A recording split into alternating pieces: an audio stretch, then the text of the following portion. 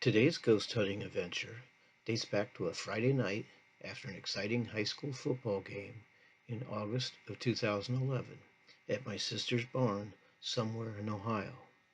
My niece and nephew believed that the barn was haunted, and my sister agreed to let us and a few friends spend the night. We were joined by my nephew Thomas, my godson Thomas,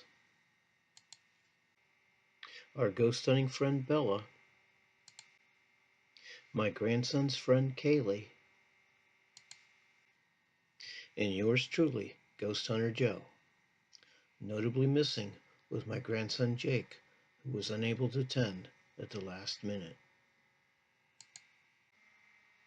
According to my niece and nephew, the upstairs area of this barn was the most haunted, so we brought folding chairs and set up tents in the upstairs. This is my nephew Thomas's tent. This is Bella's and Kaylee's tent. And this is my tent, which I shared with my godson Thomas.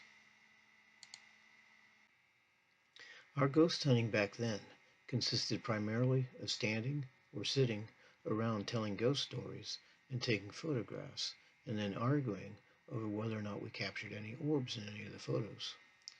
This is my nephew Thomas telling a story. This is Bella taking pictures. The following slides are some of the photographs she took that night.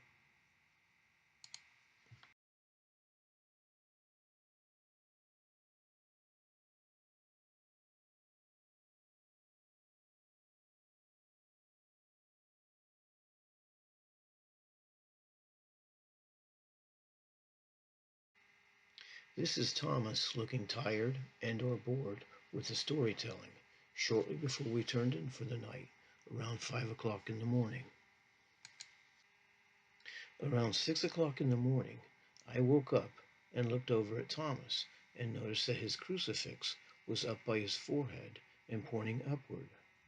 The next day, Thomas told me that all night it felt like something was tugging on his crucifix.